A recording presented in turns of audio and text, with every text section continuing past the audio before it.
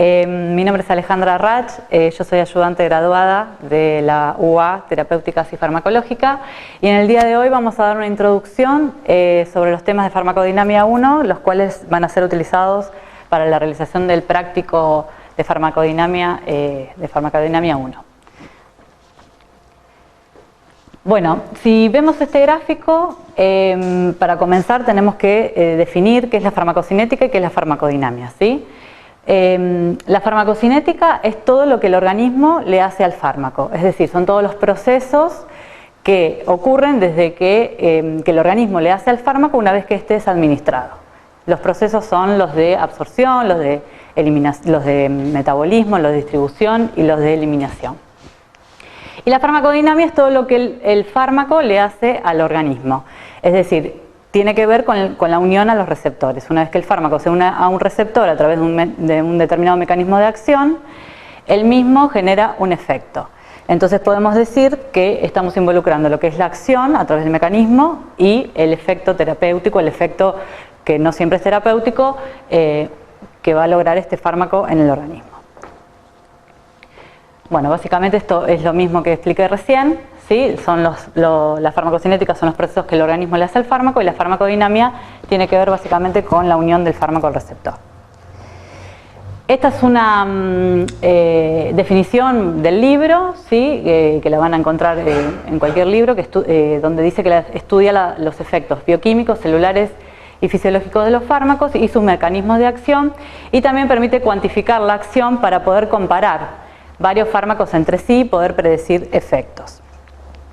Entonces, podríamos preguntarnos si acción es igual que efecto. ¿Qué les parece? ¿Qué es efecto? Que pueda tener un resultado, digamos, esa acción, un fármaco se une al receptor y que pueda producir un cambio. Exacto. Son manifestaciones observables, ¿sí? Debido a la modificación de alguna función del organismo que resulta en una acción. ¿Y todos los efectos pueden ser beneficiosos o deseables, por decirlo de alguna manera? No. Muy bien. ¿Qué tipo de efectos existen? El efecto que buscamos, si es que lo tiene, y habrá efectos no deseados. Muy bien, hay efectos deseados, ¿sí? Que serían los efectos terapéuticos, y los efectos no deseados. Dentro de los efectos no deseados podemos decir que existen los efectos colaterales y los efectos secundarios, que son básicamente las reacciones adversas a medicamentos, ¿sí? Que muchas veces se va a encontrar en la bibliografía como esto. ¿Cuáles son los efectos secundarios? Por ejemplo, las reacciones adversas a medicamento puede ser una reacción anafiláctica propio de la administración de un medicamento. Por ejemplo, la anfotericina B genera una reacción anafiláctica la cual se puede prevenir coadministrando ciertos fármacos, ¿sí? Como por ejemplo puede ser una difenhidramina, una hidrocortisona, etc. Estas reacciones adversas de los fármacos, ustedes son médicos y cuando sean médicos los chicos, los estudiantes, van a poder reportar esas reacciones adversas, como a través de la farmacovigilancia, ¿sí?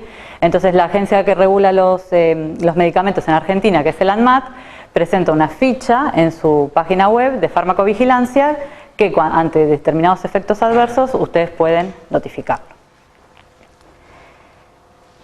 La acción, cuando hablamos de acción, estamos hablando de que los fármacos en general no generan acciones nuevas, aunque, como dijo Manu el jueves pasado, existe hoy por hoy fármacos biotecnológicos que al tener conocimiento del genoma humano, que pueden generar acciones nuevas, ¿sí? Y básicamente este tipo de acción, ¿se acuerdan qué tipo de acciones hay? ¿Cómo pueden actuar los fármacos? ¿Se acuerdan? ¿Cómo actúan? ¿A través de receptores? Nivel nuclear. Bien. ¿Y eso sería un tipo de acción de qué tipo? Específico, muy bien. Un tipo de acción específica, donde el fármaco va a actuar a través de las dianas farmacológicas que le llamamos. Y también existe un tipo de acción inespecífica, ¿sí? Que es un cambio en las propiedades fisicoquímicas, ¿sí? De las células. ¿Qué ejemplos tienen? A ver, ¿se acuerdan de algún ejemplo donde haya un cambio fisicoquímico? Un antiácido, por ejemplo. Muy bien. un antiácido, el hidróxido de aluminio, el hidróxido de magnesio, que se une al ácido clorhídrico. ¿Algún otro se acuerdan? ¿Alguno que aumente la presión osmótica? El manitol. El manitol, ¿sí? Que genera la diuresis, los laxantes, ¿sí? Los laxantes osmóticos.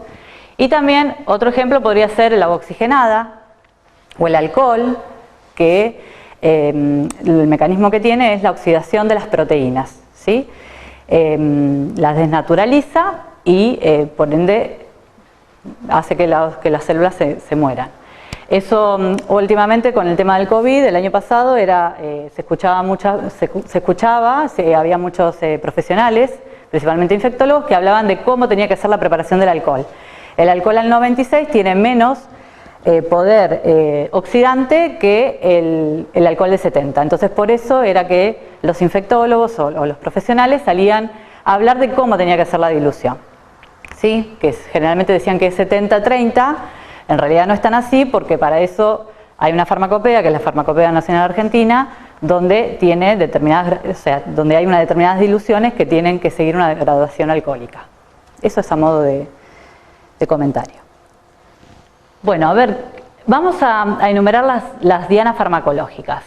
Hablando un poco de lo que veníamos hablando en tema de la acción específica, tenemos los receptores y los receptores pueden ubicarse, o sea, se los puede clasificar de acuerdo a su ubicación, de acuerdo a su función. Cuando hablamos de acuerdo a su ubicación, podemos decir que hay receptores que se encuentran en la membrana plasmática, otros que se encuentran en el citoplasma y otros que se encuentran en el núcleo. También los canales iónicos pueden ser dianas farmacológicas, ¿sí? Los canales de sodio, de cloruro, de potasio, de calcio, y estos canales iónicos se pueden clasificar como los que son dependientes del voltaje y los que son operados por ligando, ¿sí? Dependientes del voltaje, ¿se acuerdan algún ejemplo?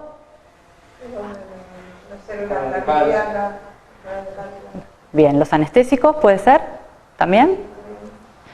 Y los operados por ligando, el que vamos a ver ahora más adelante, es el receptor nicotínico de acetilcolina, ¿sí? Donde lo que ocurre puede ocurrir dentro de estos canales la despolarización o la hiperpolarización. Generalmente la célula tiene carga negativa en su interior, entonces cuando entran iones que son positivos, esa carga va a aumentar y se dice que se ocurre la despolarización. Cuando entran iones de carga negativa, como puede ser el cloruro, en el receptor GABAérgico, eso va a generar una disminución del potencial y a eso se le dice que es la hiperpolarización, ¿sí? Eso por ahí a veces cuesta un poco entenderlo. También otro tipo de dianas farmacológicas son las moléculas transportadoras. Un ejemplo son los diuréticos, ¿sí? Que van a ver cuando veamos todo lo que es la parte de cardiovascular, que los diuréticos actúan básicamente inhibiendo esos transportadores. O también la inhibición del transporte de la serotonina, el neurotransmisor serotonina, cuando veamos toda la parte de antidepresivos. También pueden actuar los fármacos a través de enzimas inhibiendo la actividad enzimática. Por ejemplo, la dioxina, que inhibe la enzima TPasa en la bomba sodio-potasio, o la enzima convertidora de angiotensina, el caso del captopril o el enalapril, o los AINES, que actúan inhibiendo la ciclooxigenasa. Y también tenemos otros fármacos que lo que hacen es que actúan como falsos sustratos, ¿sí? Como son los antineoplásicos. Acá tenemos una oncóloga que ella nos va a explicar muy bien ese tema el día de mañana, pero por ejemplo el 5-fluorouracilo lo que hace es como intercalar, desplaza el uracilo y él básicamente se pone en la cadena para de esa manera evitar la síntesis de ADN y la proliferación, la división celular básicamente. Pero nosotros hoy vamos a pararnos básicamente en los receptores y vamos a clasificarlos de acuerdo a su función y vamos a empezar a ver ejemplos de acuerdo a los distintos músculos, de acuerdo al sistema muscular, cuáles van a ser los neurotransmisores y los distintos receptores que tenemos. ¿Qué es un receptor? Receptor es una molécula que generalmente son proteínas que al formar selectivamente enlace con el fármaco determinan una modificación en la función molecular de la célula que es constante y previsible. ¿Y qué características tiene que tener ese receptor? ¿Se acuerdan? ¿Qué características tiene que tener el receptor para que pueda unirse el fármaco?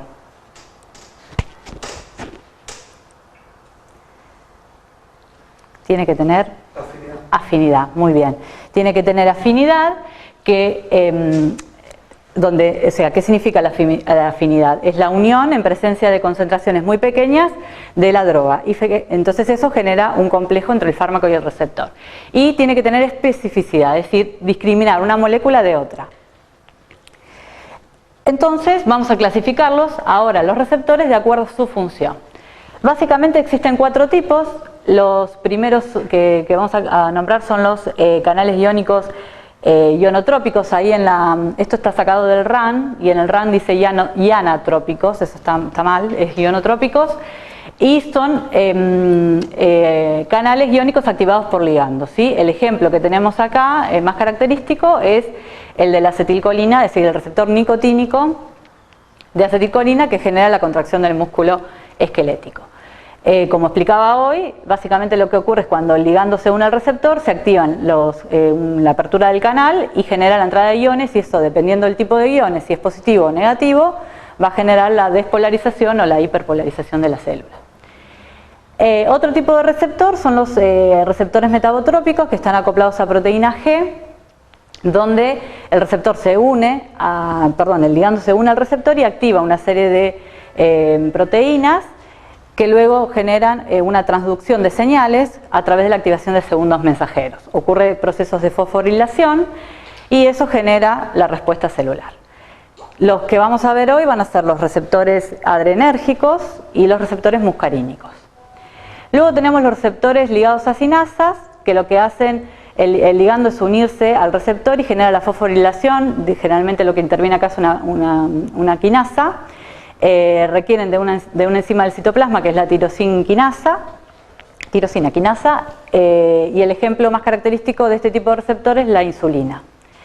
Y por último tenemos los receptores nucleares, donde el fármaco tiene que llegar al núcleo de la célula y se une a un receptor que está dentro del núcleo, y eso genera lo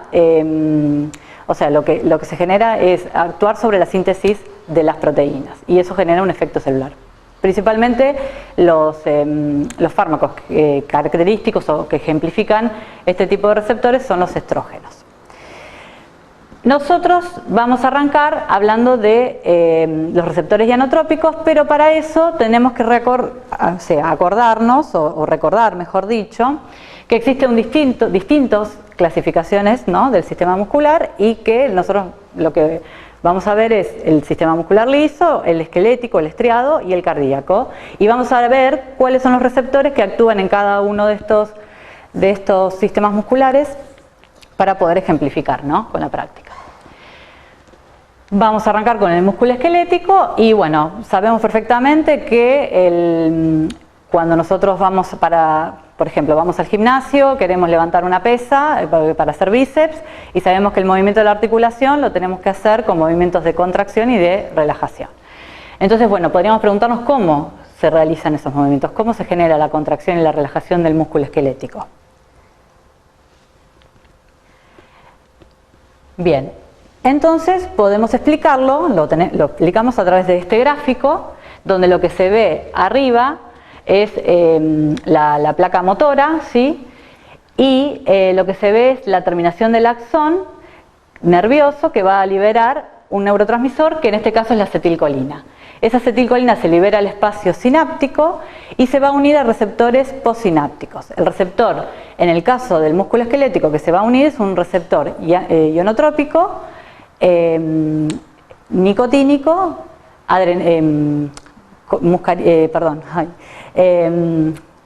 me trabé.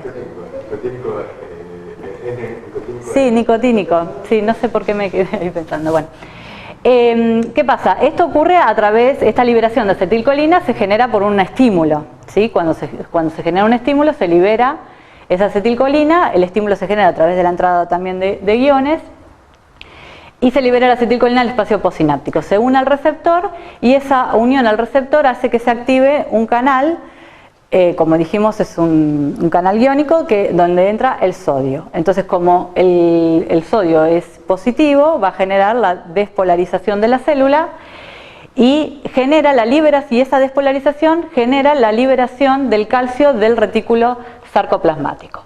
Ese calcio se va a unir a la troponina, que la troponina inicialmente está unida o no permite que se une la actina y la miosina, no permite que se generen los puentes cruzados de actina y miosina. Al calcio unirse a la troponina permite que la actina y la miosina se puedan unir y eso genera el comienzo de la contracción. Luego la acetilcolina es degradada, es hidrolizada por la acetilcolinesterasa, que es una enzima que se encuentra en el espacio sináptico, y se recapta el calcio otra vez nuevamente al retículo sarcoplasmático. Entonces ahí se produce el proceso de relajación porque la troponina interfiere en la unión entre la actina y la miosina y por lo tanto no se puede generar esa contracción, o sea, ocurre la relajación. Ahora lo que vamos a hacer es esta parte de la placa motora, verla en grande para poder buscar y verificar los puntos donde podríamos actuar, donde pueden actuar los fármacos. La acetilcolina se forma a partir de la acetilcolina A y más la colina. Luego esta es encapsulada para luego ser liberada por un proceso que se llama exocitosis. Ese proceso de exocitosis está básicamente regulado por la entrada de un transportador que es el sodio, que luego hace que entre el calcio dentro de la célula y ese aumento del calcio hace que se genere la exocitosis, es lo que favorece la exocitosis de la acetilcolina. Una vez que la acetilcolina está liberada en el espacio, o sea, está en el espacio sináptico, se va a unir a los receptores postsinápticos, que serían los receptores colinérgicos.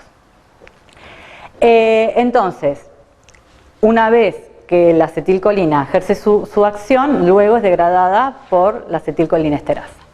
Si tuviéramos que buscar fármacos o puntos de acción para aumentar o para disminuir la acetilcolina, podríamos decir que el hemicolino lo que hace es inhibir el transportador de sodio y al inhibir este transportador de sodio por ende va a inhibir esta entrada de calcio y no se va a generar o no se va a favorecer la exocitosis de la acetilcolina, disminuyendo la concentración de la misma en el espacio sináptico. O por ejemplo, podríamos actuar inhibiendo directamente el encapsulado de la acetilcolina, como puede ser un fármaco que es el besamicol, que son fármacos de experimentación generalmente. La toxina botulínica es otra forma de inhibir la liberación de acetilcolina y podríamos, por ejemplo, actuar para aumentar la acetilcolina, podríamos buscar fármacos que inhiban la acetilcolinesterasa y de esa manera inhibir la degradación de la acetilcolina. Eso va a aumentar la concentración de la misma en el espacio sináptico. Los inhibidores de la acetilcolinesterasa lo vamos a ver más adelante, que son los organofosforados, como la neostigmina, la fisiostigmina, la piridostigmina. Y después podemos actuar sobre el receptor colinérgico, ¿sí? A través de agonistas o antagonistas. Un agonista, ¿se acuerdan qué es un agonista? Que tiene afinidad. Afinidad por el receptor y genera una eficacia al unirse, se genera un mecanismo. Bien. Tiene afinidad y tiene a su vez actividad intrínseca, ¿sí? O sea que genera un efecto. Y un antagonista tiene afinidad pero no tiene actividad intrínseca. Exactamente. Bueno, básicamente entonces lo que ustedes van a ver durante toda la cursada es esto, o sea, van a ver mecanismos de acción y vamos a ver los puntos donde van a poder actuar los fármacos para poder curar una determinada patología.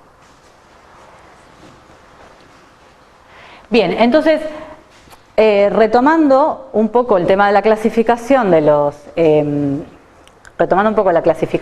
receptores, habíamos dicho que teníamos los ionotrópicos y también tenemos los receptores metabotrópicos. Los receptores metabotrópicos, ¿se acuerdan que estaba acoplado a proteína G y a segundos mensajeros? Esos segundos mensajeros son proteínas que generan la transducción de las señales. Entonces, un ejemplo es el AMP cíclico, que cuando se une el ligando al receptor genera la activación de la adeninato ciclasa y esta lo que hace es la fosforilación del ATP a AMP cíclico y ese AMP cíclico estimula una proteína quinasa A que está inactiva, pero al activarla genera una respuesta celular. Ahora vamos a verlo con un ejemplo, ¿sí? Pero esto es para que vayan viendo a grandes rasgos cómo es.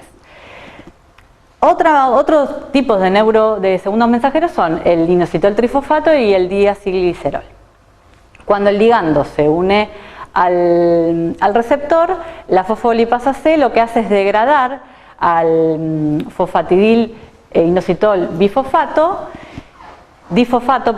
y lo degrada en inositol trifosfato y diacilglicerol. El diacilglicerol luego lo que hace es fosforilar blancos y genera respuesta a través de una proteína quinasa C.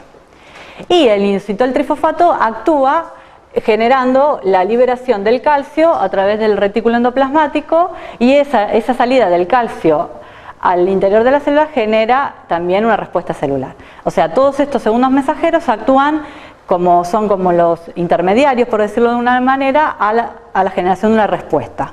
Que ahora vamos a ver qué tipo de respuesta, y en base a eso vamos a ver si queremos aumentar esa respuesta, en base a la patología que tenemos, si queremos aumentar la respuesta o queremos disminuirla. Y los fármacos van a actuar en estos mecanismos, ¿no? En estas líneas que estábamos hablando recién.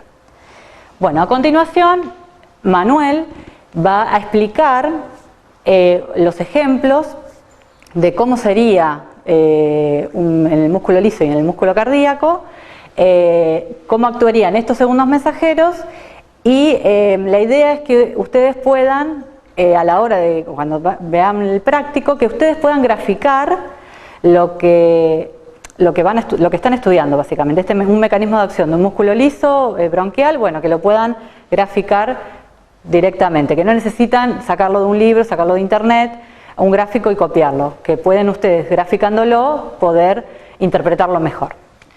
El mayor problema que tenemos en estos temas, en farmacodinámica y cinética, es el volumen de información, es la cantidad de información que tenemos que recopilar del libro. Entonces, el ejercicio que vamos a hacer ahora es básicamente un ejercicio de jerarquización de esta información. Lo que nosotros vamos a hacer es tomar, para hablar de receptores, los segundos mensajeros, todos estos mecanismos, vamos a hablar un poquitito, muy poquito, de lo que pasa con el sistema nervioso autónomo, con la acetilcolina, con la adrenalina, y vamos a ejemplificar con los músculos. Y luego esto digamos de alguna manera se puede aplicar, qué sé yo, una vez que veamos cómo actúa la acetilcolina sobre un receptor y que despierta una serie de segundos mensajeros, esto mismo hace la histamina sobre el receptor de histamina, pero los segundos mensajeros van a ser exactamente los mismos y van a producir una respuesta propia porque cambia el sustrato sobre el cual actúan estos segundos mensajeros. Entonces vamos a empezar recordando una cuestión muy sencilla, que es cuando estamos hablando del sistema nervioso. Esto se lo robé a Marcos porque nosotros vamos a profundizar ahora, vamos a tener un práctico sobre el sistema nervioso autónomo, y creo que es la primer filmina de esa introducción. Entonces ahí tomamos sistema nervioso somático y después lo que es el sistema nervioso autónomo, que a su vez se diferencia en sistema nervioso parasimpático y simpático. Simplemente para recordar esto, el sistema somático, desde la médula espinal sale una neurona motora que termina en un músculo estriado, en un músculo esquelético, y en la placa motora, el intermediario, el neurotransmisor, va a ser la acetilcolina. La acetilcolina se va a unir ahí a un receptor nicotínico que es nicotínico de tipo M. Ahora vamos a clasificarlos un poquito. Y entonces lo que va a hacer es, cuando se una a su receptor, producir la entrada de sodio. Y esto modifica el voltaje, produce la despolarización, entrada de calcio, y se contrae el músculo, como explicó recién Alejandro. Cuando estamos mirando el sistema nervioso parasimpático, hay una neurona que está en el cráneo o en la médula espinal. Va a tener, esta neurona se va a unir en el ganglio por medio de acetilcolina, el neurotransmisor va a ser la acetilcolina, y de aquí va a partir una segunda neurona que se va a unir ya sea con músculo liso, tejido cardíaco, una glándula secretora, y acá el neurotransmisor va a ser nuevamente la acetilcolina. Nada más que acá ya estamos mirando un receptor, estos músculos o estas glándulas van a tener receptores muscarínicos. Receptores muscarínicos que pueden ser de distintos tipos, ahora los clasificamos. Y en el sistema nervioso simpático vamos a tener la neurona que va a estar en la médula espinal, a nivel torácico o lumbar. De acá se va a unir en los ganglios paravertebrales a través de la acetilcolina, el intermediario va a ser la acetilcolina, y de aquí va a salir la segunda neurona con su axón que se va a unir entonces a su órgano, ya sea el corazón, el hígado, el intestino, lo que sea, y acá el neurotransmisor ahora va a ser totalmente distinto, es la norepinefrina o noradrenalina. También esta misma neurona va a manejar la liberación de adrenalina o epinefrina, es lo mismo, desde la médula suprarrenal, y lo va a hacer a través de la acetilcolina. Acá el intermediario va a ser la acetilcolina.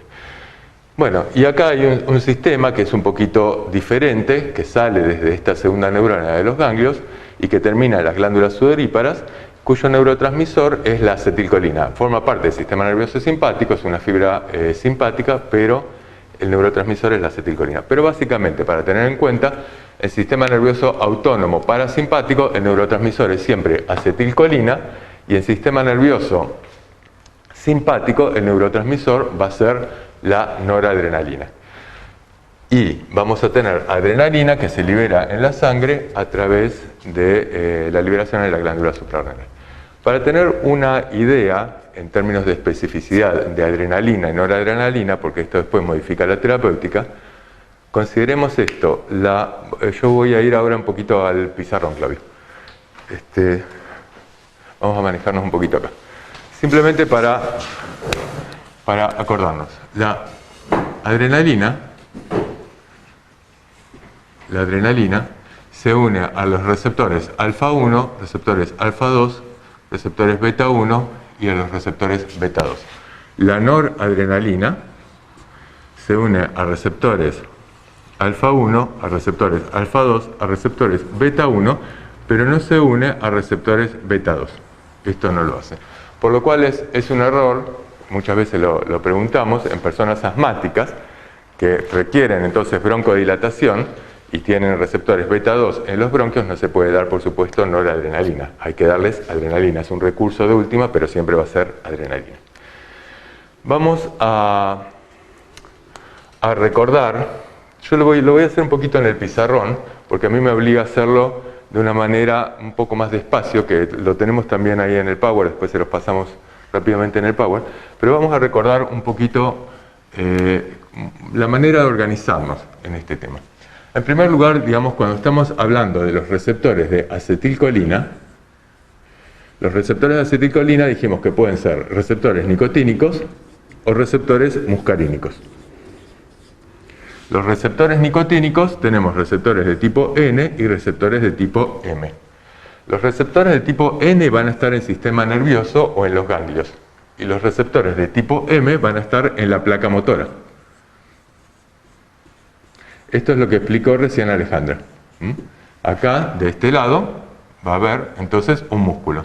Y cuando se una a este receptor, lo que va a producir es una entrada de sodio, despolarización rápida, salida de calcio. Esto ocurre muy rápidamente, en milisegundos, y el calcio va a terminar produciendo la contracción muscular. Los receptores muscarínicos se clasifican en receptores muscarínicos de tipo 1. A ver, tengo otro porque está... Sí, otro fibrón porque tengo... Anda más o menos. A ver si... Tengo receptores muscarínicos de tipo 1, receptores muscarínicos de tipo 2, muscarínicos de tipo 3, 4 y los muscarínicos 5. Aprovecho que tengo colores para hacerlo de esta manera.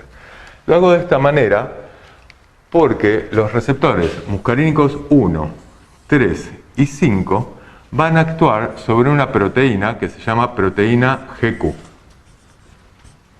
No sé si se alcanza a ver bien así, ahí o acá.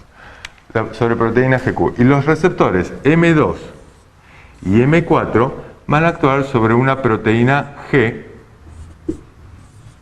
inhibidora. Una proteína GI. La proteína GQ siempre lo que va a hacer es actuar sobre... Voy a cambiar el fibrón, no sé. Ahora. Ahí va. Este va a actuar sobre una fosfolipasa C. Siempre cuando hablamos de proteína GQ, la proteína GQ lo que hace es activar a una fosfolipasa C que está en la membrana. Y la fosfolipasa C lo que hace es actuar sobre un fosfolípido de la membrana que se llama fosfatidil inositol bifosfato. Y lo rompe. Lo rompe en inositol trifosfato, IP3, y en diacilglicerol. Siempre ocurre lo mismo. Y estos dos, por diferentes mecanismos, van a terminar aumentando la concentración de calcio intracelular. O sea que siempre que hablamos de proteína GQ, lo que vamos a terminar teniendo es un aumento de la concentración de calcio intracelular. ¿Cómo lo hacen? El diacilglicerol actúa per se, digamos, puede hacer que entre calcio por sí mismo, pero también actúa sobre una proteína, quinasa C. Cuando hablamos de quinasa, siempre que decimos quinasa, estamos hablando de una enzima que fosforila a alguien. Proteína quinasa A fosforila a alguien, no sé a quién, pero a alguien.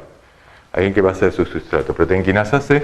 Y esta lo que va a hacer, ahora lo vamos a ver en el modelito, lo que va a hacer es fosforilar a los canales de calcio que están en la membrana y va entonces a permitir la entrada de calcio. Los canales de calcio, una vez que se encuentran fosforilados, permiten la entrada de calcio y de esta manera aumenta el calcio intracelular.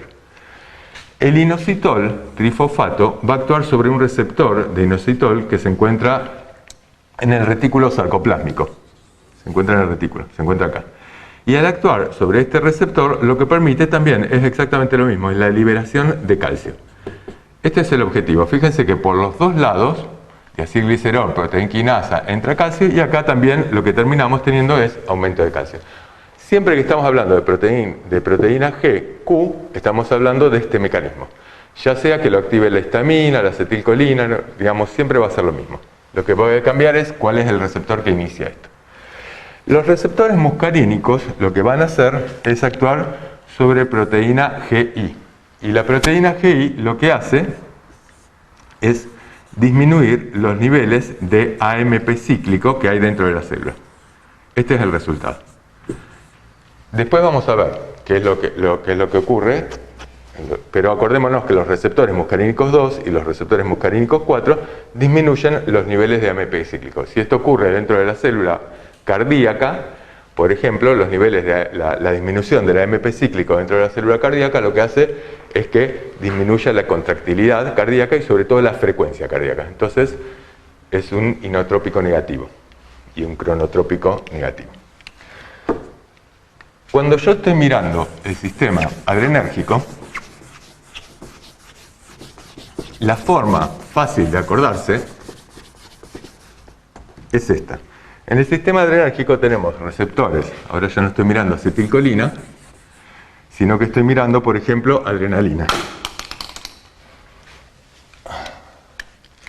Estoy mirando adrenalina, como ligando. Adrenalina. Bueno, perdón la letra, pero así me recibí de médico. Entonces, los receptores de adrenalina, la adrenalina actúa sobre receptores alfa 1, receptores alfa 2, receptores beta 1, receptores beta 2 y también podemos considerar los receptores beta 3. Para acordarnos, los receptores alfa 1 actúan exactamente, digamos, cuando se une la adrenalina al receptor alfa 1, actúa exactamente igual que cuando se une la acetilcolina al muscarínico 1. El 1 actúa igual que el 1, o sea, el receptor alfa 1 lo que hace es, a través de una proteína GQ, genera una ruptura del fosfatidil inositol bifosfato a través de la fosfolipasa C y por lo tanto aumento de inositol trifosfato, diacilglicerol, aumento de calcio. O sea, lo que vamos a tener acá siempre es aumento de calcio intracelular. Entonces, siempre que tenga esto, siempre que tenga un receptor alfa 1, yo voy a pensar que va a tender a hacer algo en más, porque el aumento de calcio intracelular lo que va a tender es o aumenta la fuerza de contracción o aumenta la secreción glandular. Digamos, el calcio sirve para movilizar. El calcio es el gran mensajero intracelular. El alfa 2 es exactamente igual que el muscarínico 2. ¿El muscarínico 2 qué hacía? Y esto también. Esto disminuye, se une a una proteína G, la proteína GI, y entonces lo que hace es disminuir los niveles de AMP cíclico. Es fácil de acordarse entonces. Y entonces va a tender a ir a menos. Los receptores beta, los 3, se caracterizan por unirse a una proteína GS. Una proteína G estimuladora. La proteína G estimuladora, la proteína GS, lo que va a hacer es romper la molécula de ATP, Ale lo mostré hace un ratito, y lo que va a hacer es aumentar los niveles de AMP cíclico intracelulares. Esta va a ser la consecuencia. Entonces, siempre van a aumentar los niveles de AMP cíclico intracelulares. Y al aumentar los niveles de AMP cíclico, el AMP cíclico se une a una proteína quinasa A, y la proteína quinasa A fosforila. Como es una quinasa, fosforila. Los efectos va a depender de a quién fosforila. Entonces, el aumento de AMP cíclico, por ejemplo, a nivel de músculo cardíaco, lo que va a hacer es aumento de la fuerza de contracción, porque la fosforilación de esos sustratos aumenta el inotropismo.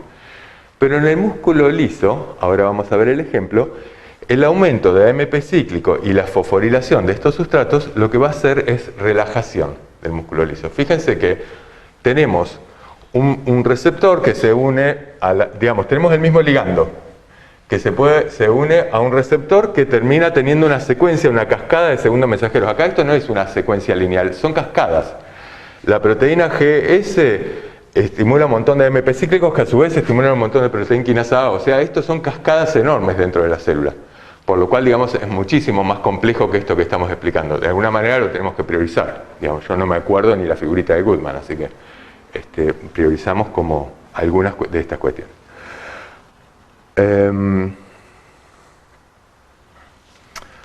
El tercer punto que tenemos que acordarnos es dónde se encuentran estos receptores y cuáles van a ser las consecuencias.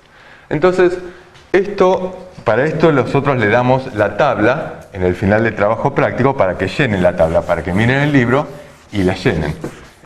A grosso modo, digamos, hay algunos lugares y algunos efectos que son muy importantes, que no nos podemos olvidar. Por ejemplo, cuando nosotros ya decíamos receptores nicotínicos, ya dije dónde están.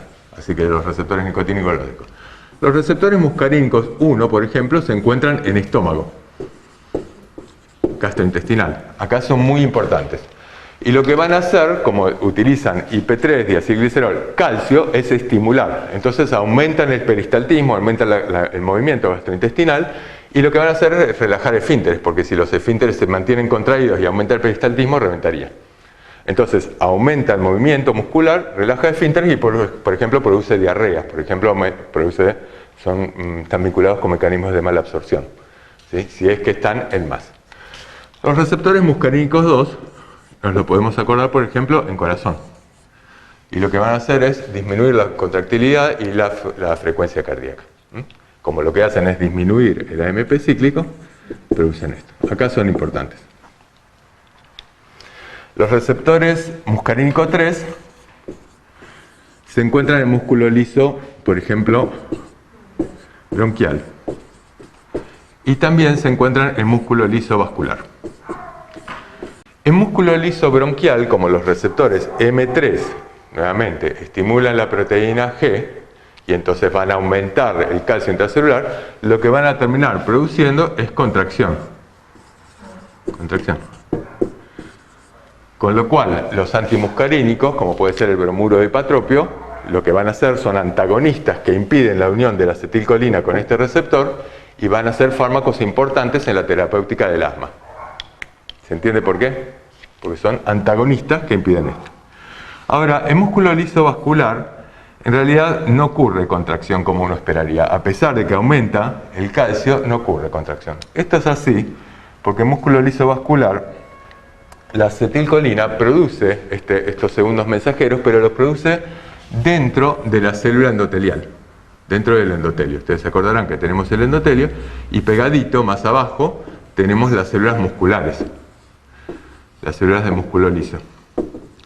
Entonces, acá sí se produce un aumento de calcio, acá tenemos los receptores de acetilcolina, se produce este aumento de calcio intracelular, pero como producto de este aumento de calcio intracelular se produce liberación de óxido nítrico. El óxido nítrico actúa sobre una guanilato ciclasa, vamos a ponerlo por acá, actúa sobre una guanilato ciclasa que se encuentra en el músculo liso, y la guanilato ciclasa lo que hace es producir un aumento del GMP cíclico. Y el aumento del GMP cíclico lo que termina es en relajación. Por esta razón, la presencia de receptores muscarínicos en músculo liso vascular lo que hace es relajación, no contracción.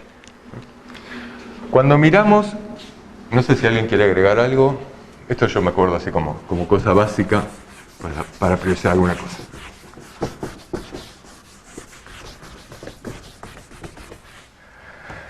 Cuando miramos el sistema adrenérgico, nos acordamos algunos de los lugares, perdón, una cuestión antes para no mezclar, del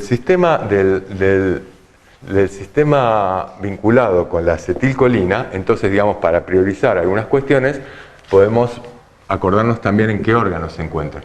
Entonces, por ejemplo, la acetilcolina va a influir, por ejemplo, en el tamaño de la pupila. Va a influir en el tamaño de la pupila porque el iris está conformado por, cuando miramos el iris, está conformado por células musculares que tienen esta forma, no me acuerdo cómo se llaman, ciliares. Bien, ciliares, que tienen esta forma, y entonces cuando se produce el acortamiento de estas células musculares, lo que va a hacer es achicar la pupila, y entonces en el ojo lo que va a producir es miosis. A nivel gastrointestinal, ya dijimos que lo que va a producir es estímulo del sistema gastrointestinal. Esto lo va a llevar para arriba. A nivel genitourinario pasa lo mismo. Va a producir estímulo, se va a contraer la vejiga, se va a contraer el detrusor y va a producir estímulo del sistema genitourinario, aumento del sistema genitourinario. A nivel cardiovascular, lo que va a producir es disminución básicamente de la frecuencia cardíaca, también del inotropismo. A nivel bronquios, a nivel pulmonar, lo que va a producir es contracción. Esto para acordarnos como algunos lugares muy importantes. Pero yo ya sé que si se está activando el sistema parasimpático, si aumentan los niveles de acetilcolina, por ejemplo, porque por una persona que se intoxicó con órganos fosforados inhibió la acetilcolinesterasa y entonces la acetilcolina no se puede degradar, como explicaba Alejandra, va a tener muchos niveles de acetilcolina y esta persona va a tener un problema respiratorio, va a entrar con dificultad respiratoria, va a entrar con sudoración profusa, va a tener diarrea, intenso dolor muscular, porque la acetilcolina también está aumentada en la placa neuromuscular, va a entrar con contracción, con un abdomen en tabla.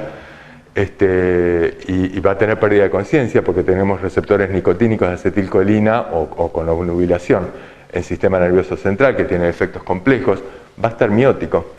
Todo esto va a estar producido por la activación de la acetilcolina. Ahora sí, vamos un momentito. ¿Qué es lo que pasa con la adrenalina? Dijimos que adrenalina, por ejemplo, receptores alfa 1 importantes, como nombramos antes, el ojo, acá lo vamos a tener en el ojo. Lo que pasa es que alrededor del iris está conformado, digamos, por las células musculares que habíamos dicho antes, pero también tengo células musculares, no sé si se llamarán radiadas, pero tienen forma así de rayo, y que cuando se contraen, entonces están ancladas por este lado, y entonces hacen que el tamaño de la pupila aumente. Y entonces lo que va a producir el receptor alfa 1 es midriasis. Recordamos que siempre aumentando los niveles de calcio intracelular, IP3, diacilglicerol, calcio. También, como aumentan los niveles de calcio intracelular, aumenta la frecuencia cardíaca. A nivel cardíaco, aumenta la frecuencia cardíaca, aumenta el inotropismo.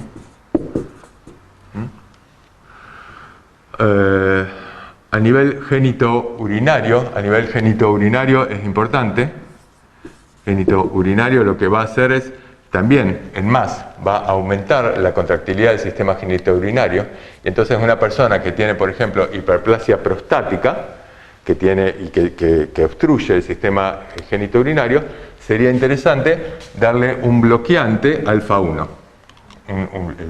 La terazocina, el prazocin, que se unen a un bloqueante alfa 1 y entonces impide la acción de la adrenalina sobre su receptor. Y esa es una terapéutica sumamente útil. A mí me preocupa que podría aumentarle la presión. No, no le va a aumentar la presión, porque los receptores, la inhibición de los alfa 1, si estos ligandos son específicos del receptor alfa 1, ya sabemos que no va a aumentar ni la frecuencia cardíaca, ni el inotropismo, ni tampoco la presión arterial, porque a nivel vascular los receptores alfa 1 también producen vasoconstricción, o sea, aumentan la resistencia periférica. Y al aumentar la resistencia periférica también entonces aumentan la presión arterial. O sea, los antagonistas, los bloqueantes alfa 1, podrían utilizarse como hipotensores y también podrían utilizarse en casos, por ejemplo, de hiperplasia prostática, como para dar un ejemplo. Hay otros ejemplos, vamos a usar esto por ahora y después podemos jugar en el práctico. Los receptores alfa 2 básicamente son receptores presinápticos que se encuentran en el sistema nervioso central y lo que hacen es disminuir la secreción de noradrenalina. Esa es toda la información que necesitamos porque no tenemos grandes aplicaciones terapéuticas acá. Con los receptores beta sí tenemos un montón de aplicaciones terapéuticas. Acá tenemos los beta 1, los beta 2 y los beta 3. Los receptores beta 1 se encuentran básicamente en corazón,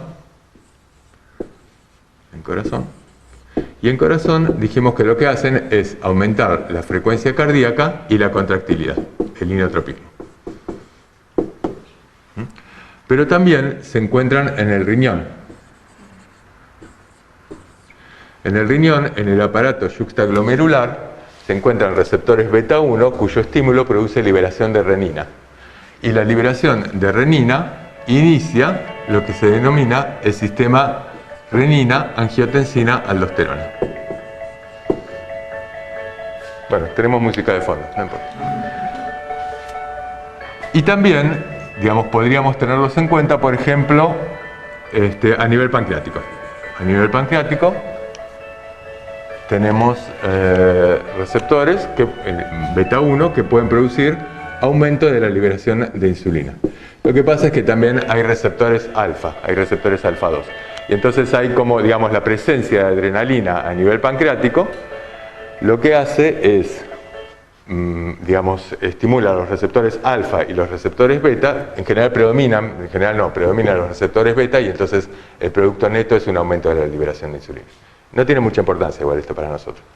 Estas cuestiones sí, a nivel cardíaco, a nivel renal.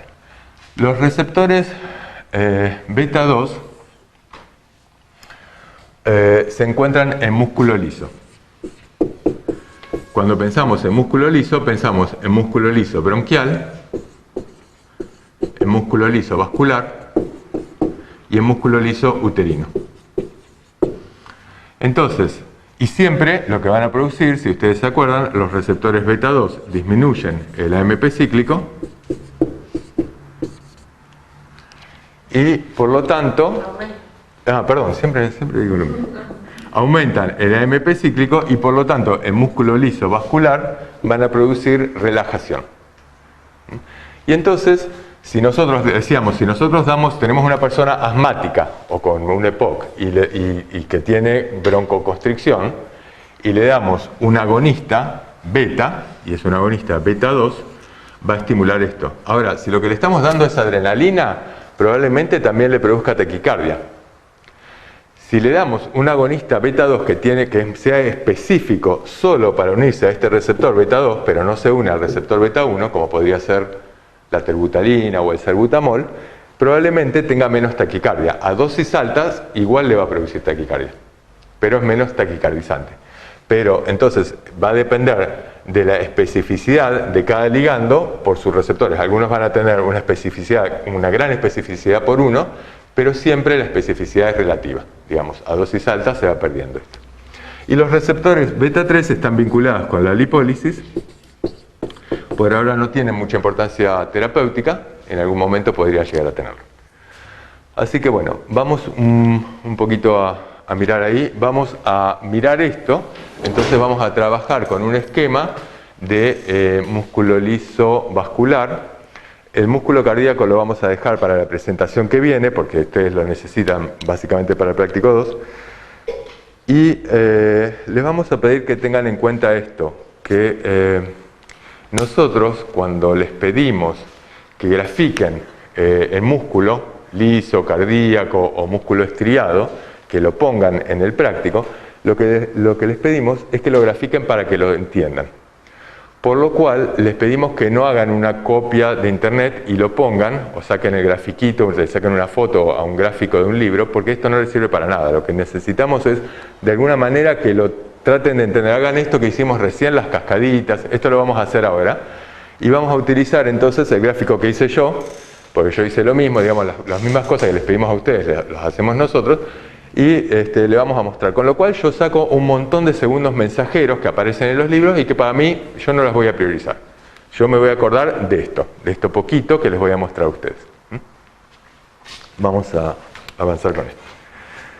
Bueno, esto simplemente es para que lo tengan con mucho mejor letra, lo que nosotros recién decíamos, el músculo, receptores muscarínicos, dónde se encuentran, cuáles son los efectos. No lo voy a volver a repetir para no hacer una cosa pesadísima. Los receptores adrenérgicos, cuando quieran detienen ustedes, como esto es una grabación, lo detienen y lo miran con tranquilidad. Y este es el quilombo, este es mi cuadernito. Y acá empezamos a jugar. Fíjense, estamos dentro de una célula de músculo liso.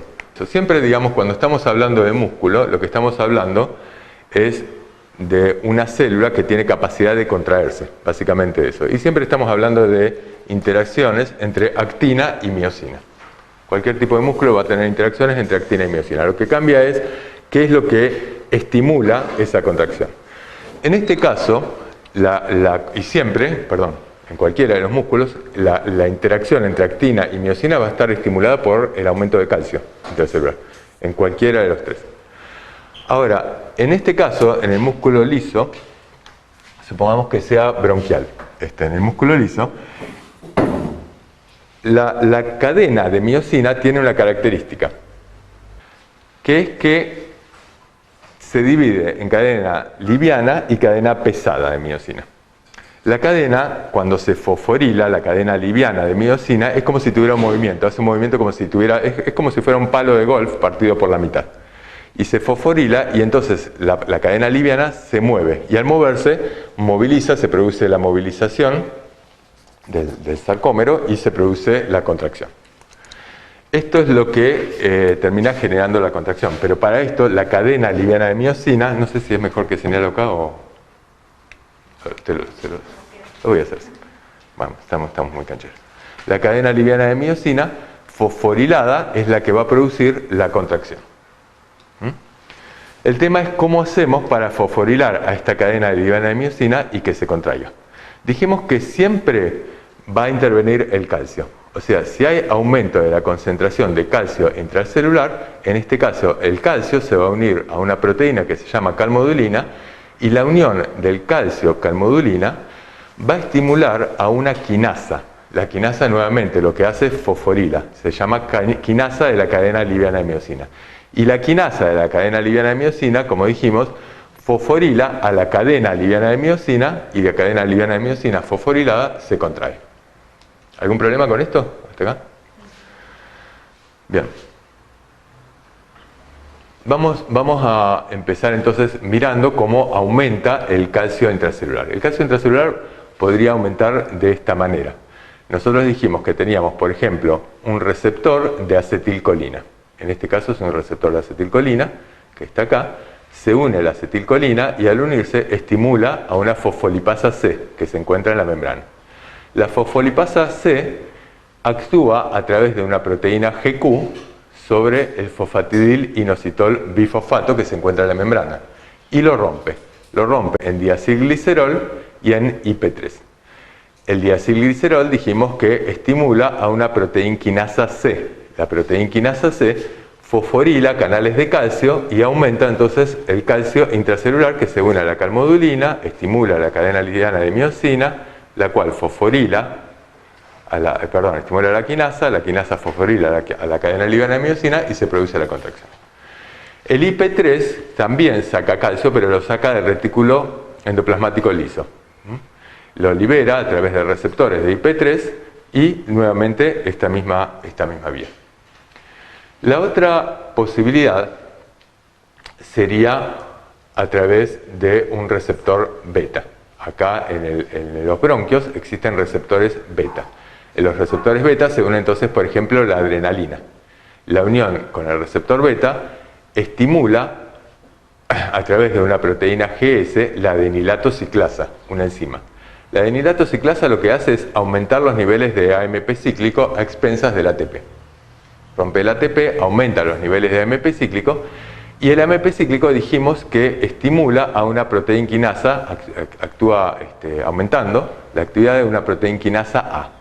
La proteína quinasa A lo que hace es fosforilar. Nuevamente, estamos ante una quinasa. Las quinasas fosforila a la quinasa de la cadena liviana de miosina.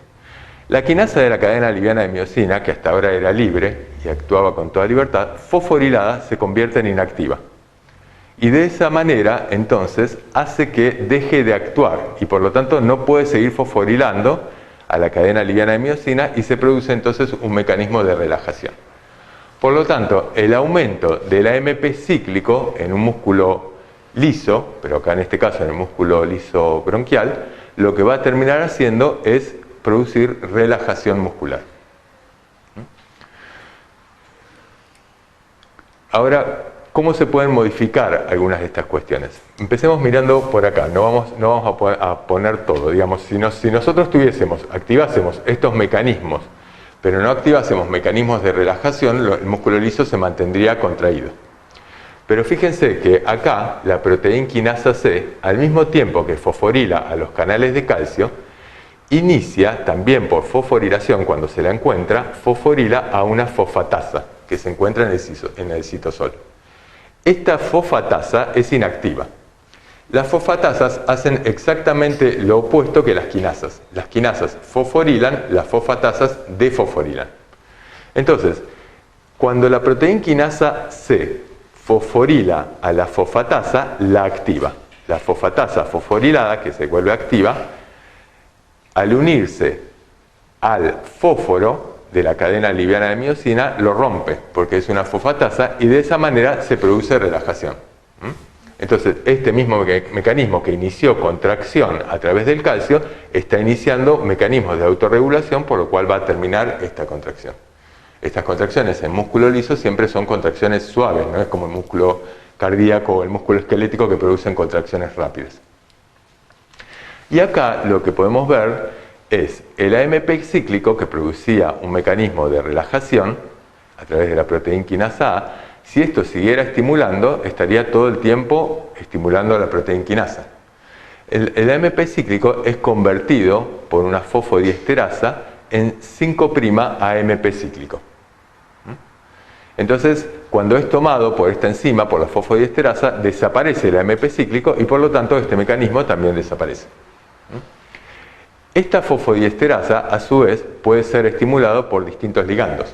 Por ejemplo, las xantinas, la teofilina.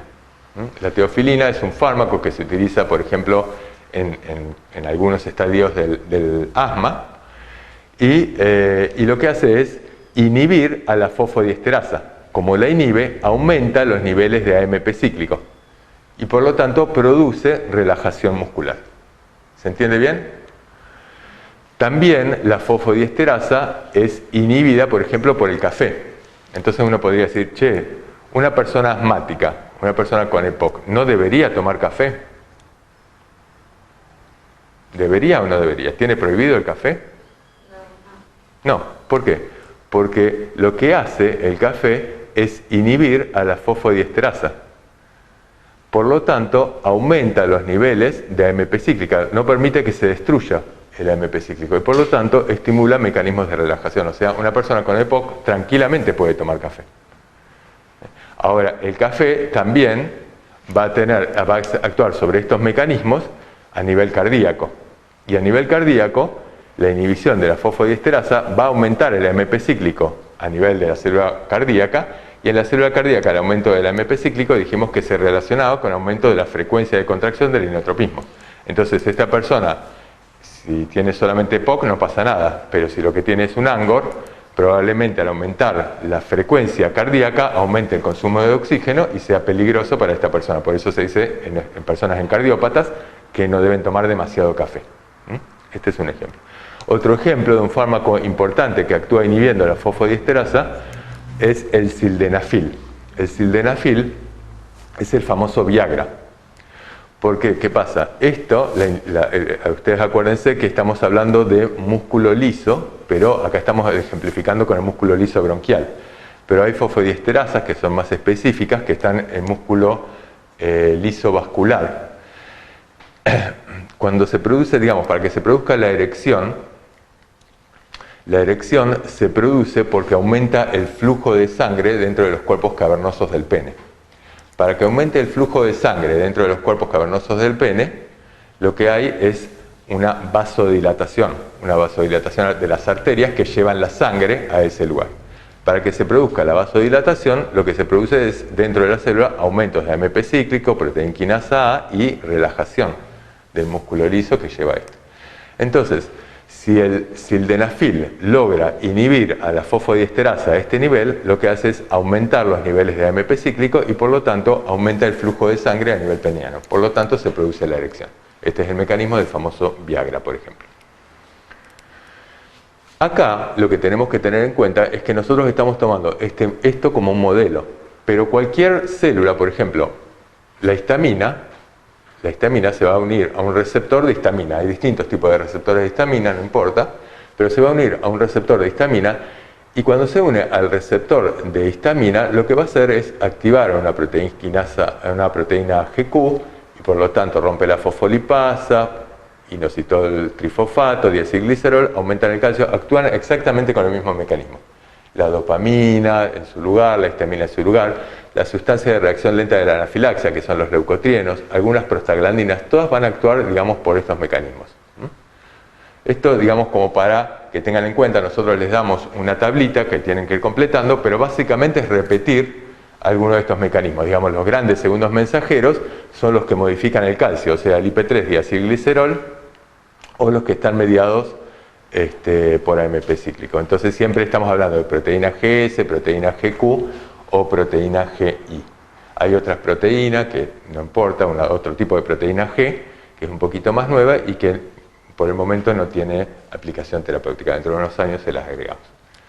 Continuando con el tema y un poco tomando lo que Manuel dijo el jueves de la semana pasada en base a las distintas etapas de investigación y el desarrollo de nuevos fármacos, vamos a hacer una introducción breve de las distintas etapas de investigación para poder llegar a la etapa preclínica, que sería la etapa 0, y ver qué tipo de estudios se realizan ahí para poder empezar a trabajar en lo que son las curvas de dosis-respuesta. Entonces, bueno, sabemos perfectamente, como dijo Manu, que no voy a extenderme mucho en esto, que es un proceso largo, complejo, costoso, bueno, ya lo vimos, y que todo comienza a través de la obtención de un nuevo fármaco, de una nueva molécula, que puede ser a través de la síntesis química o a través de la extracción de plantas, por ejemplo.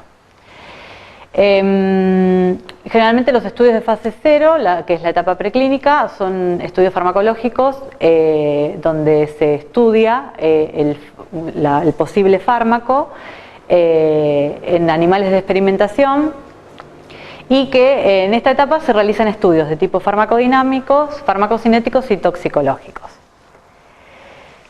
Lo que vamos a basar nosotros es en los estudios farmacodinámicos. ¿Para qué? Para poder establecer una relación entre las dosis y las concentraciones o concentraciones administradas de un nuevo fármaco para poder ver la intensidad o duración de ese efecto. Entonces, cuando uno hace un estudio farmacodinámico en la etapa preclínica, va a poder determinar si esa nueva molécula tiene qué mecanismo de acción tiene, cuáles son los sitios de acción, los sitios de unión, las relaciones entre la dosis y la respuesta y la eficacia, ¿sí? Si tiene eficacia farmacológica.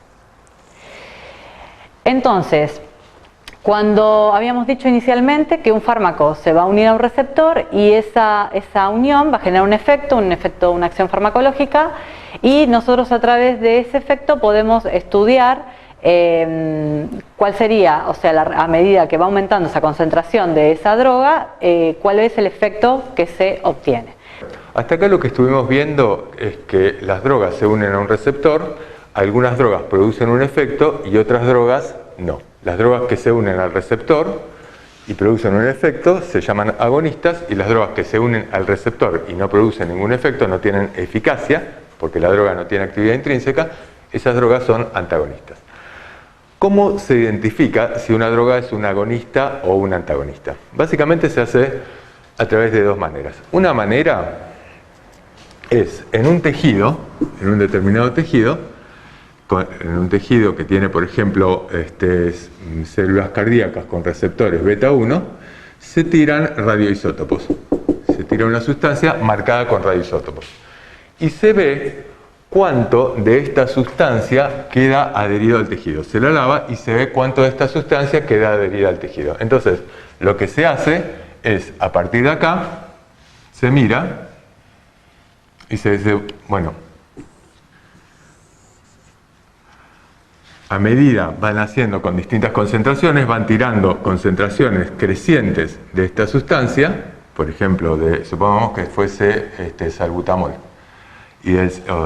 algo que se une al receptor beta 1, que sea adrenalina, pero adrenalina marcado con un radioisótopo. Entonces van poniendo cantidades crecientes de adrenalina, ponen 1 milimol de adrenalina, pongamos gotitas, una gotita de adrenalina, 2 gotitas de adrenalina, 3, 4, etc. Y van fijándose con una gotita de adrenalina, cuando lavan el tejido, cuánto radioisótopo queda adherido. Con 2 gotitas, cuánto radioisótopo queda adherido, con 3, cuánto queda adherido, etc. Ahora, esto podría ser con adrenalina, y esto, cuando se va produciendo, va quedando cantidades cada vez, a medida que aumentan las cantidades de adrenalina, queda cada vez mayor cantidad de adrenalina adherida, pero llega un momento en el cual, por más que agregan cantidades de adrenalina, por más que aumenten las cantidades de adrenalina, la cantidad de adrenalina que queda adherida al tejido se estabiliza, llega a un techo, llega a una meseta. Y entonces, esto, a partir de acá, se descubre que como la adrenalina lo que hace es unirse a receptores, esto lo que demuestra es que hay una cantidad de receptores finita. Y entonces, por más que aumentamos la cantidad de adrenalina, no aumenta la unión al receptor. Si nosotros, en vez de hacer esto con la adrenalina, lo hiciéramos, por ejemplo, con un beta bloqueante, con atenolol, marcado con un radioisótopo, e hiciéramos exactamente el mismo experimento, en vez de adrenalina lo que hacemos es poner atenolol, vamos a tener exactamente la misma curva.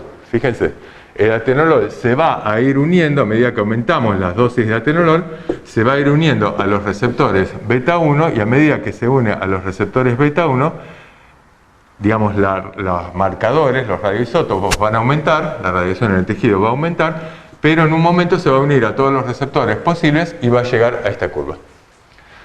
Sin embargo, la adrenalina es un agonista y el atenolol es un antagonista. El atenolol tiene afinidad por el receptor, pero no tiene actividad intrínseca. La adrenalina ya vimos que sí. Y sin embargo, ambos nos están dando esta curva. Ahora, ¿qué pasa si hacemos esta curva? En vez de hacer este experimento, que además es muy caro, porque trabajar con radioisótopos es carísimo, se hace otro tipo de experimento. Hacemos un experimento en el cual ponemos en una cubeta, ponemos un corazón. Un pedacito de un corazón, vamos a dibujarlo así, tuc, tuc, tuc. Así, le sacamos la aorta por acá. Y un corazón, y el corazón, ustedes saben que tiene automatismo. El corazón, por supuesto, se corta un poquito mejor que esto, pero el corazón puede seguir latiendo, aunque no haya ninguna sustancia que lo estimule, porque esto, digamos, cuando nosotros hablamos de adrenalina, la adrenalina lo que hace es aumentar la frecuencia cardíaca del atenolol, aumentando el AMP cíclico, pero del corazón, perdón. Pero el corazón tiene automatismo, quiere decir que a partir del nodo sinoauricular, producen señales y el corazón, si se lo tira en una cápsula de Petri, sigue latiendo. Entonces tiramos el corazón, lo ponemos solo en solución fisiológica y este corazón va a seguir latiendo. Si nosotros acá lo que hacemos es agregar cantidades crecientes de adrenalina, lo que va a aumentar es la frecuencia cardíaca. Supongamos que la frecuencia cardíaca inicial de este corazón, la frecuencia cardíaca en la cual está latiendo el corazón si solo tenemos solución fisiológica, fuese 40 latidos por minuto. Entonces, con nada de adrenalina, acá voy a ver cuánta adrenalina le agrego, con nada de adrenalina, el corazón late a 40 latidos por minuto. Y esta es frecuencia cardíaca de órgano aislado. Con una gotita de adrenalina, el corazón laterá a 45. Con 10 gotitas, porque si le pongo 2, 3 de a una no cambia nada, pero si le pongo 10 gotitas más, el corazón ya empieza un poquito más fuerte, ya llega a 60. Con 100 gotitas, por ahí el corazón va a llegar a 100, o a 90, pongamos, a 90. Con 1000 gotitas de adrenalina, el corazón va a llegar a 100, y con 10.000 va a seguir en 100, y con 100.000 gotitas de adrenalina va a seguir en 100. ¿Por qué? Porque se satura la cantidad de receptores. Es lo que estamos viendo esto. Por más que aumentamos la cantidad de adrenalina, la cantidad de receptores se satura. Si nosotros hacemos este ejemplo, lo voy a hacer de nuevo para ver si puedo ser más prolijo, yo muy prolijo no soy. Lo que vamos a tener es, siempre lo que nosotros vamos a modificar, o sea, nuestra variable independiente, que es la dosis del fármaco que podemos modificar, siempre lo vamos a poner en abscisas. Entonces, en abscisas voy a poner acá el 0, la primera columna, acá voy a tener el 1, acá voy a tener el 10, acá voy a tener el 100, y si quiero hacer lo que sigue, lo voy a tener, me tengo que extender más allá de la pared. Digamos, el 1000 lo tengo que dibujar por la puerta, el 10.000 doy la vuelta al coso, el 100.000 dibujo 3 veces acá y lo dibujo en algún lugar. Pero claramente, digamos, si yo miro la frecuencia cardíaca, si con 0 tenía una frecuencia cardíaca de 40, y con 1 lograba 45, con 10 lograba 60, con 10 lograba, pongamos que con 10 logro 60, con 100 logro 90, dijimos, con 100 logro 90,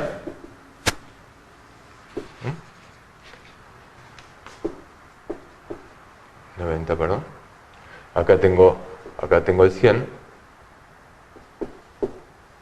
acá tengo el 100, con 1000 allá lejos, pero pongamos, lo voy a poner por acá, vamos como a reducirlo, con 1000 logro 100, con 10.000 logro 100, con 100.000 logro 100, logro más o menos lo mismo. Si yo uno estos puntos, los voy a unir de esta manera, el punto que logro con 0, con 1, con 10, y acá tengo que llegar acá al 100 de esta manera, así, así, y acá logro una meseta. Y por más que siga aumentando, voy a lograr una meseta. O sea, voy a lograr una curva muy parecida a la que lograba recién con radioisótopos.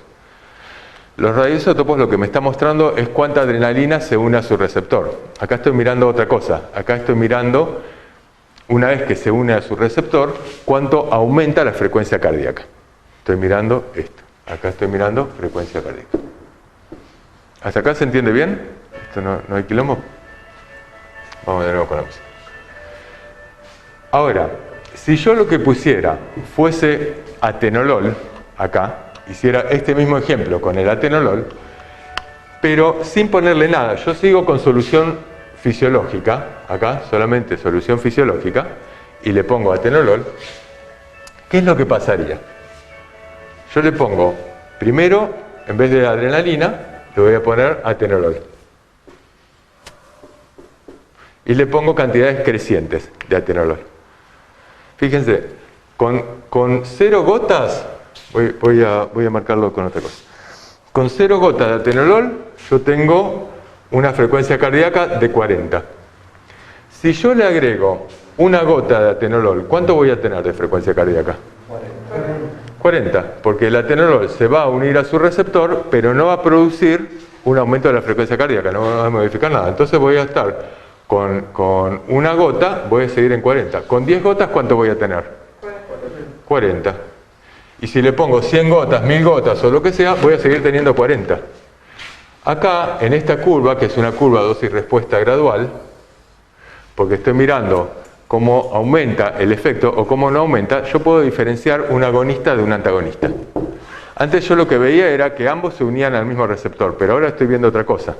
Estoy viendo, uno tiene una función, una acción, y la otra, o sea, tiene actividad intrínseca, tiene eficacia farmacológica, y este no lo tiene. No produce esto.